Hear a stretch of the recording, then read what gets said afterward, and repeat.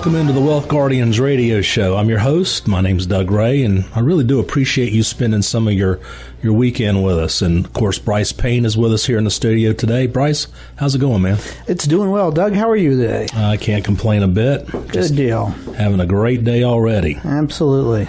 Well, for those of you who may be tuning in for the first time, Ray Financial and the Wealth Guardians is a local independent firm that works with folks 7 to 10 years from retirement or people who are already retired. And, you know, most people don't really know how to turn their retirement savings accounts into a real steady flow of income once they aren't drawing that paycheck anymore. You know, I focused my practice on retirement income planning. And history shows there's two powerful truths when it comes to finances and retirement. Number one, what got you to retirement is not necessarily going to get you through retirement. And most importantly, number two, losses mean more than gains in retirement once you aren't drawing that paycheck. Very good truths to remind everybody of, Doug. And I want to remind everybody that at the Wealth Guardians, we practice as fiduciaries, which means we are required by our licenses to make recommendations that are in our clients' best interests, not our own. Not all advisors are fiduciaries, so just be aware of that. Doug? Well, you know, before we get started, traditionally I always salute our military and our first responders before the show. I just want to thank you guys and gals for all you give us, the sacrifices you make, and your families too. Yeah, and the families as well, exactly. So, you know, many people say that life just comes down to just a few moments, and now I'm not sure about all that, but I do know that a successful retirement plan comes down to understanding a few key important dates and ages. Today, we're going to get into the discussion of those important dates and times so that you don't miss any opportunities that go along with those, and even some penalties that may be involved. So when you think of a certain important date or an age, generally you think of birthdays, anniversaries, special moments, things like that. But as you get older and you get into pre-retirement and retirement years, other dates and ages become very important. In fact, these certain dates may even be more important than a birthday, an anniversary even, and missing them or not understanding what happens at these times can have a negative impact on your whole retirement plan. You know, most people work extremely hard to build that nest egg for retirement, and they're going to take care of it in retirement. But a part of building that nest egg is proper understanding and planning around some of the key dates. And we can make your job for planning for retirement much easier. So the key ages related to retirement are, believe it or not, starts at 21. Then there's age 50, 55, 59 and a half, 62. Then the ages between 62 and 65. Then 65 to 67. And then 70 and 70 and a half. So each of these ages represent a very important time related to some type of retirement issue like contributions, withdrawal guidelines, Social Security, Medicare, required minimum distributions, and other things. So most require some type of action to be taken which is going to affect your retirement plan in some sort of way. So, for example, are you sure you understand when you can access money out of a retirement plan without a penalty, or when you can make as much money as you want without losing Social Security benefits? So to plan for retirement properly and get the most of your retirement nest egg, you need to understand all of these key ages and the issues and options that each entails. So, Bryce, let's get started here. All right, Doug, sounds like there's a lot of key important dates out there. I will say, just for the record, that the most important dates that I keep in mind are my wife's anniversary, our anniversary, and my wife's birthday, and both of those are somewhere in my calendar. But back to topic. Who would guess that the first age related to one's retirement is actually age 21? Now, that's actually the age when employees can first join a company-sponsored 401k plan, generally speaking. Now, even though one can start saving for retirement much earlier if they have earned income in some other plans like a traditional IRA, most plan sponsors are generally allowed to exclude employees younger than 21 from 401k plans, and of course, many companies absolutely choose to do that. And in recent IRS survey of 1,200 people in a 401k plan, sponsors found that 64% require employees to be at least age 21 before they can participate in that company-sponsored 401k plan. And 61% of companies that offer a 401k match require employees to be at least age 21 to qualify for that. Now, the nice thing about starting to save money this early is it can make a tremendous difference in retirement planning, mainly because you have so many years to reap the benefits of what's called compound interest. Once money starts compounding, the growth can really take off. So simple advice, start as early as you possibly can, even if it's just a small amount. Get in the habit of it. And at least contribute enough to get the company match if there is one, because that's free money. There's no decision around that. So the age 21 is a key age for starting to save money for retirement. Doug? Wow, 21. That's so long ago I hardly remember. But I was starting my senior year at East Carolina then, and this morning it was interesting. We were talking about this time and date, and did some research and found out that it was in 1978 when the 401k plan actually came into existence. So 21 is a key date. Now, the next key time is not until you're 50. So at age 50, you can make step-up contributions to a retirement plan like an IRA, a 401k, or a 403b. So for 2019, you can make an additional $1,000 contribution to an individual IRA, a Roth IRA, a 401k, or a 403b. So that's an additional contribution to your $6,000. So if you're over 50, then you can put in $7,000 a year to an IRA or a Roth or something like that. But if it's a 401k, then that goes up significantly. You can go up to $24,500. So that's a great way to start saving for retirement. Absolutely is. Another significance behind the age of 50 is when people enter the so-called pre-retirement arena. That's time to start getting serious about not only saving money, but saving in the most proper way and having proper risk management systems in place to avoid serious downturns in the market. Guys, in your 20s, 30s, maybe even 40s, you may be able to do the typical traditional asset allocation, the old buy and hold approach, not worry about it, because you got a lot of time left before you really need that money.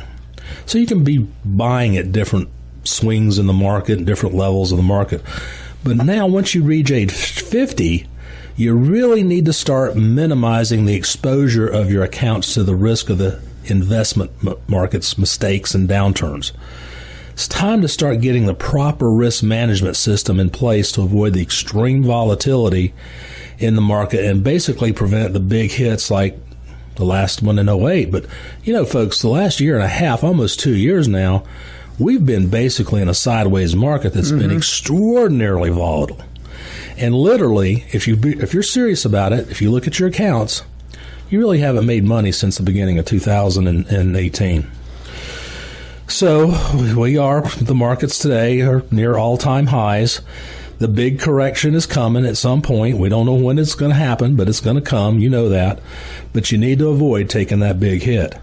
And that doesn't mean you don't need to be in the market and earning a good rate of return, but you have to have some kind of a stop-loss strategy in place to protect your nest egg. Yeah, that's true. This is just purely proper risk management. Right. And you need to work with the right investment professional with a knowledge of and access to the unique and adaptable strategies that will adjust based on changing market conditions so that we can grow and protect your money in the best way possible. Very true. Okay, so that was age 50. Let's skip ahead now to age 55. And this is a very key age that most people and even many financial advisors just don't know about. So let's go into this. That lack of knowledge has actually cost many people a lot of money in penalties. Let me explain. Generally, retirement money does not typically become available without penalty until the age of 59 and a half. However, if you leave your job, maybe you retire, you separate from service, whatever, in the calendar year you turn age 55 or later, you can actually take money out of the company-sponsored retirement plan, without any penalty. And this is a nice little key feature that most people just don't know about. In fact, Doug, we recently had a 57-year-old gentleman in the office who wanted to retire from his current employer now so he could start exploring his other passions. Well, as you'd expect, he needed some money and wanted help regarding how and where to access it. He was thinking going so far as taking out loans or doing some other things and wanted advice on which was the best route to go. But since he was 57 years old, he actually qualified to use the money from his current employer's retirement savings plan without a penalty. So needless to say, he was thrilled to find that out from us. Now, word of caution here, if you roll any money out of your company-sponsored retirement plan over to an IRA before age 59 and a half, then you're going to lose that option of taking any money out without a penalty. You have to make sure you leave money in your company-sponsored retirement plan, because if you roll it all over to an IRA, that deal's going to be off the table, plain and simple. So be careful. If you're going to retire or separate from service between ages 55 and 59 and a half, just be warned. And again, this is truly important information because it may help people out by allowing them to utilize their money while avoiding penalties. And Doug, we know this, but boy, not many other people out there do. Yeah, you're right, Bryce. And I'll tell you, one of the real case histories was one of our current clients came to me about 5 or 6 years ago, and he was employed with a major Fortune 100 company, had a lot of company stock in his plan, and he wanted to retire early. This advisor he went to basically said, yeah, you could, but failed to tell him that, since he was under 59 and a half, that he'd have to leave the money in the 401k plan to take distributions. Obviously, this advisor wanted that money to earn a fee on. Well, so the bottom line is it was one of the most egregious things I've ever seen in the business, and at any rate, we got him squared away and so forth. But that age 55 rule, a lot of people miss it, even financial advisors do. Yeah. Now, you just mentioned the 59 and a half rule, and that's the first age you can take withdrawals from your IRA accounts without incurring a penalty. And since there's so much money in retirement accounts, this is a very key age. Again, age 59 and a half is the age you can access retirement savings without a penalty. All right. Well, we are up against a quick break, but do stay tuned. We will be right back. We're going to keep marching down the key age timeline when we come back, so please don't get any older until we're back. And go ahead and grab a pen, because I'm going to give you the phone number that you can reach out to us when we do come back.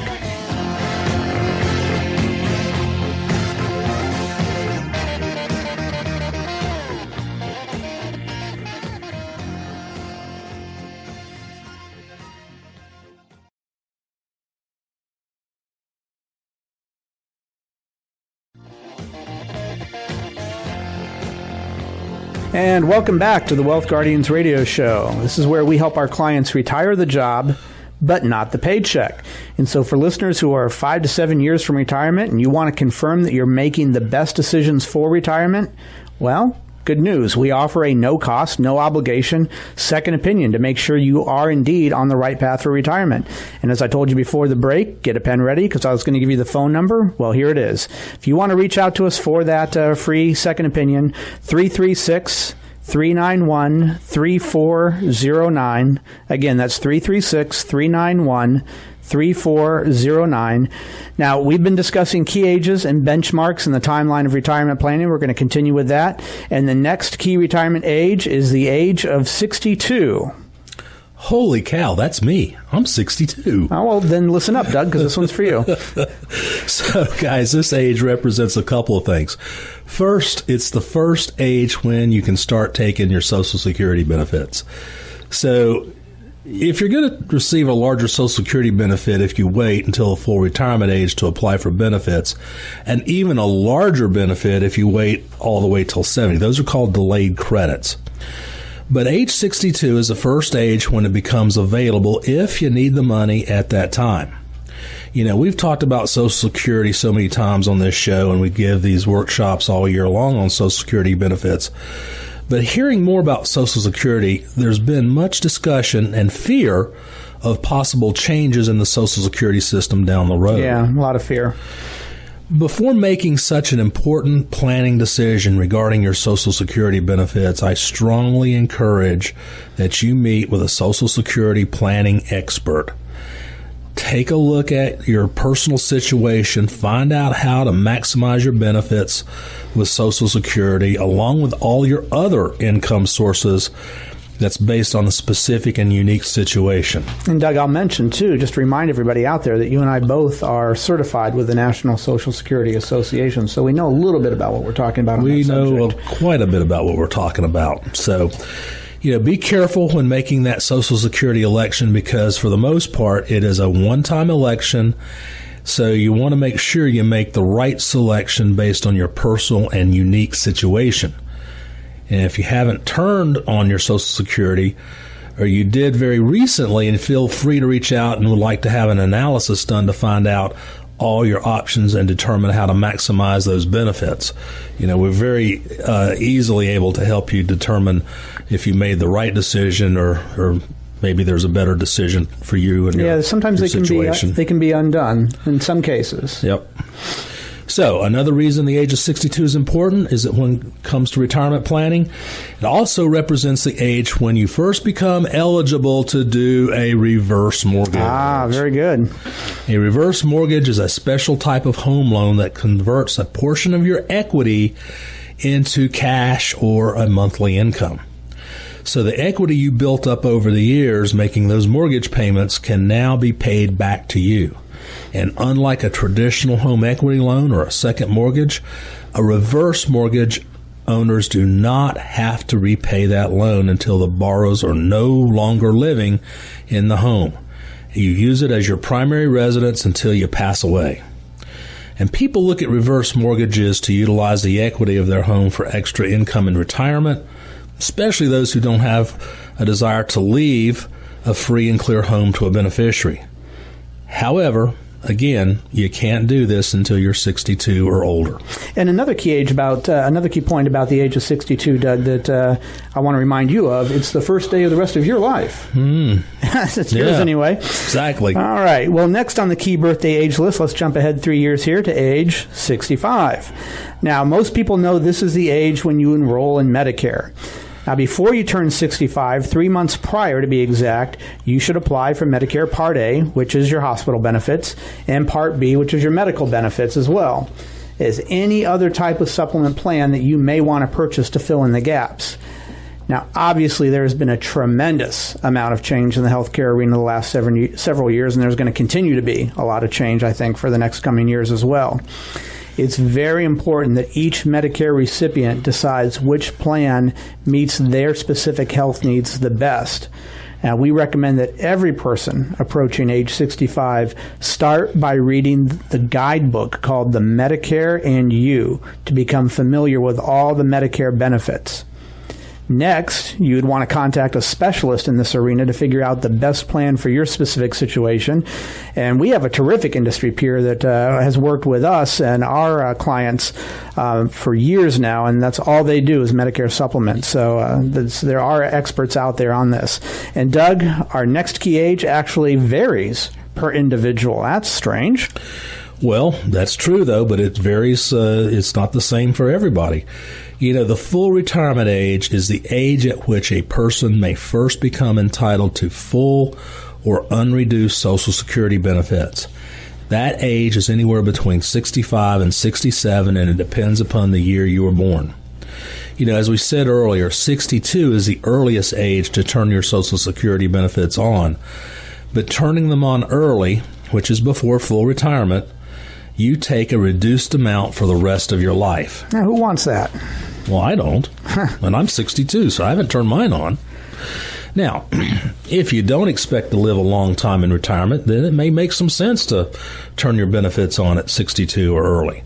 However, most people are going to live an average to an above average life expectancy, and that's why knowing your full retirement age is very important. That's the date at which you'll not reduce any amounts of your benefits for the rest of your life. And also, it's an age when you no longer lose Social Security benefits if making too much money. So if you turn Social Security on before full retirement, then you're going to lose $1 in benefits for every $2 of earning in excess of this year's amount, which is $17,400. So when you reach full retirement age, you're allowed to make as much money as you possibly can, and I want you to make Bill Gates kind of money. But it's very important because a lot of people like to continue to work into their retirement years after they've turned their Social Security on. And it's important to know and understand that between the ages of 65 and 67, when your actual full retirement age is, as well as to know when to maximize those Social Security benefits.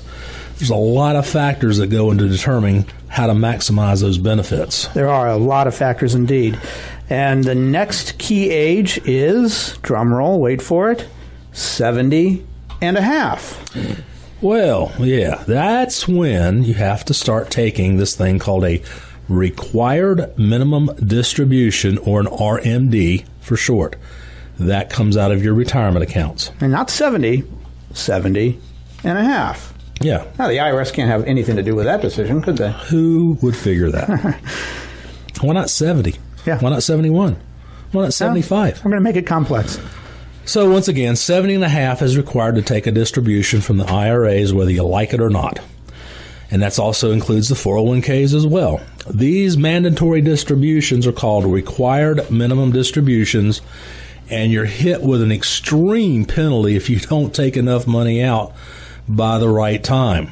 And that penalty, folks, listen to this, is 50% of the amount that you should have taken.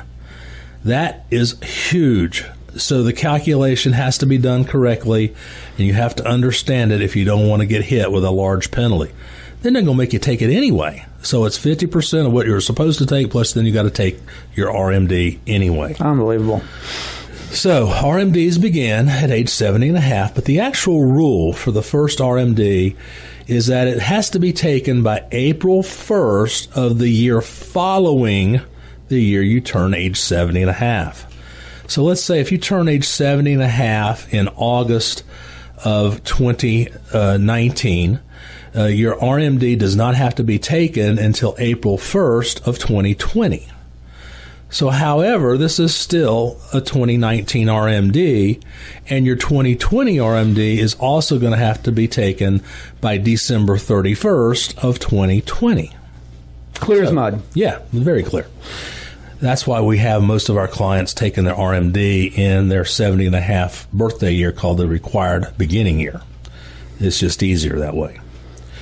So if you do it this way, you're going to have to pay tax on 2 RMDs in the same tax year. So be careful dealing with these RMDs because the penalties are really, really bad if you make a mistake. So now there's strategies that come into play when taking RMDs the most effective way. So, for example, you don't have to take an RMD out of each retirement account, but do have to meet the minimum required for each type of retirement account. So if you had 5 IRAs, you have to determine the RMD for each of the 5. But the total amount of the RMDs can be taken from just one of those accounts to meet the minimum amount for all of them.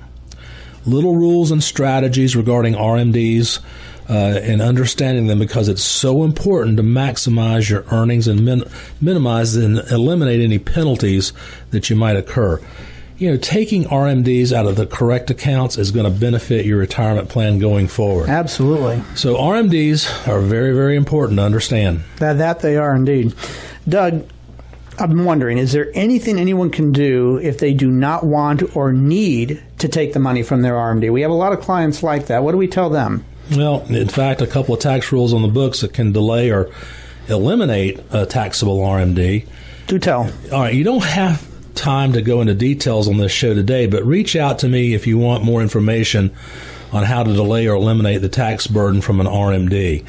Again, I highly encourage you to get the help of a financial advisor helping you with your required minimum distributions, especially in that very first year where you have to take them.